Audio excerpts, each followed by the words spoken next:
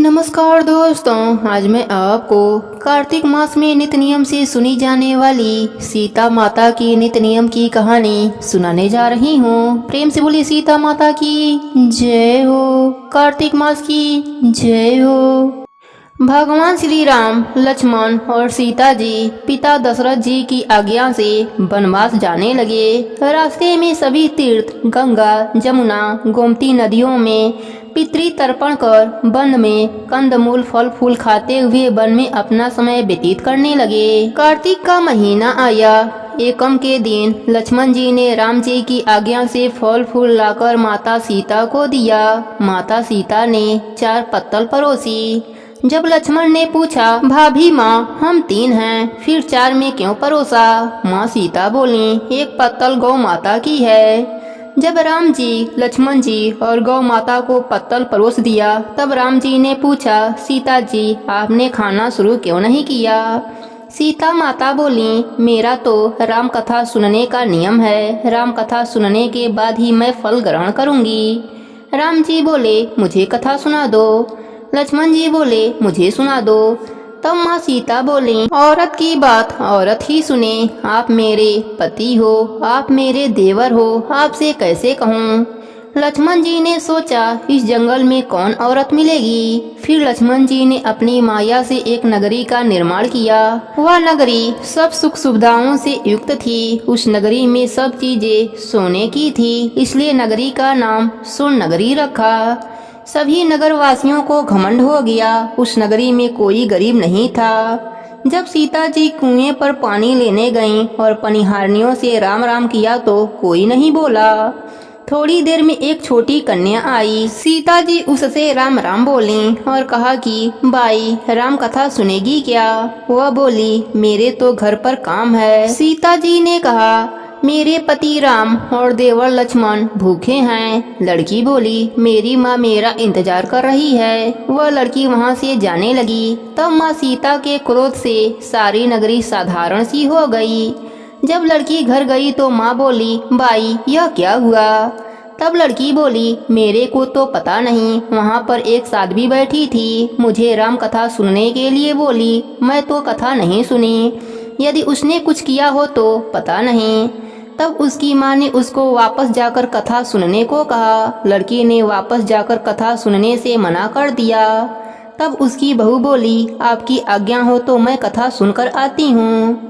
जब बहू कुएं पर गई तो पानी भरे और खाली करे। तब सीता जी ने कहा, आपके घर पर कुछ काम नहीं है क्या? वह बोली, माता जी, मैं तो सारा काम करके आई हूँ। माँ सीता बोली, तो मुझे माँ कहकर बुलाई। यदि तुझे समय हो तो क्या मेरी राम कथा सुन लेगी? वह बोली, माता जी, कहानी सुनाओ, मैं प्रेम से सुनूंगी। सीता जी ने कहा, हे भाई, तूने मेरी मृतलोक में मदद करी, भगवान तेरी स्वर्गलोक में रक्षा करेंगे।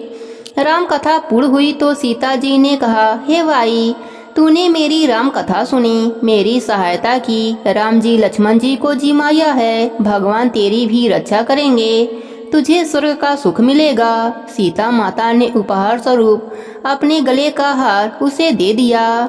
जब वह घर गई तो उसके मटके सब सोने के हो गए। सासू जी ने कहा, यह सब तू कहाँ से लाई? बहू बोली, मैंने माँ सीता से राम कथा सुनी, यह इसी का फल है।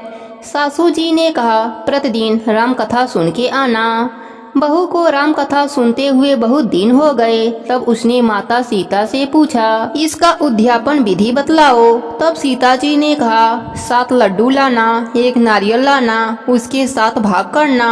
1 भाग मंदिर में चढ़ाना, जिससे मंदिर बनवाने जितना फल होता है।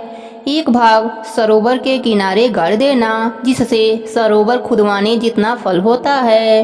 1 भाग भागवत गीता पर चढ़ा देना, जिससे भागवत गीता पाठ करवाने जितना फल मिलेगा। 1 भाग तुलसी माता पर चढ़ा देना, जिससे तुलसी विवाह जितना फल मिलेगा। 1 भाग कुंवारी कन्या को देना, जिससे कन्या विवाह जितना फल मिलेगा। 1 भाग सूरज भगवान को चढ़ा देना, जिससे 33 करोड़ देवी देवताओं को भोग लगाने जितना फल मिलेगा। बहू ने विधि पूर्वक उद्यापन कर दिया। माता सीता के पास आकर बोली, माता सीता, मैंने तो विधि पूर्वक उद्यापन कर दिया। सीता जी ने कहा, अब 7 दिन बाद बैकुंठ से विमान आएगा। 7 दिन पूरे हुए, विमान आया तो बहू ने कहा, सासू जी स्वर्ग से विमान आया है। सासू जी ने कहा, बहू तेरे ससुर जी को और मेरे को भी ले चल, तेरे माता पिता को ले चल, सारे कुटुंब परिवार को ले चल, अड़ोसी पड़ोसियों को ले चल। बहू ने सबको बैठा लिया, पर विमान खाली था। थोड़ी देर में उसकी ननद आई और देखते ही देखते विमान भर गया। तब बहू ने कहा, माँ सीता ननद बाईसा को भी बैठा लो। माँ सीता ने कहा, इसने कभी कोई धर्म पुण्य नहीं किया। बहू ने कहा, बाईसा आप पहले कार्तिक मास में राम लक्ष्मण की कथा सुनना, उसके बाद आपके लिए बैकुंठ लोक से विमान आएगा। गांव के सारे लोग एकत्र हो गए और पूछने लगे, बाई तूने ऐसा कौन सा धर्म पुण्य किया, हमें भी बताओ। बहू ने कहा, मैंने तो माता सीता से प्रतिदिन राम कथा सुनी और नियम से उद्यापन किया। तब समस्त ग्रामीण राम कथा सुनने की जिद करने लगे। तब बाई राम कथा कहने लगी और सब नर नारी सुनने लगे। राम कथा संपूर्ण होते ही समस्त नगरी सोने की हो गई। बाई ने कहा, जो कोई राम कथा सुनेगा उसको मेरे समान ही फल मिलेगा। सब राम लक्ष्मण की जयकारा लगाने लगे और विमान स्वर्गलोक में चला गया। 7 स्वर्ग के दरवाजे खुल गए। पहले द्वार पर नाग देवता समस्त देवी देवता पुष्प वर्षा करने लगे। देवताओं ने पूछा, तूने क्या पुण्य किया। बहू ने कहा, मैंने तो राम लक्ष्मण जानकी की कहानी सुनी। समस्त देवताओं ने कहा, वर मांगो। तब वह बोली, मेरे पास सब सिद्धियां हैं, मुझे यह वर दो कि जो भी श्रद्धा एवं भक्ति से राम कथा राम लक्ष्मण जानकी की कहानी सुनेगा उसको मेरे समान ही फल मिले। सभी देवताओं ने पुष्प वर्षा करते हुए तथास्तु कहा। चारों ओर राम राम की जयकारा होने लगी। प्रेम से बोली सीता माता की जय हो, कार्तिक मास की जय हो।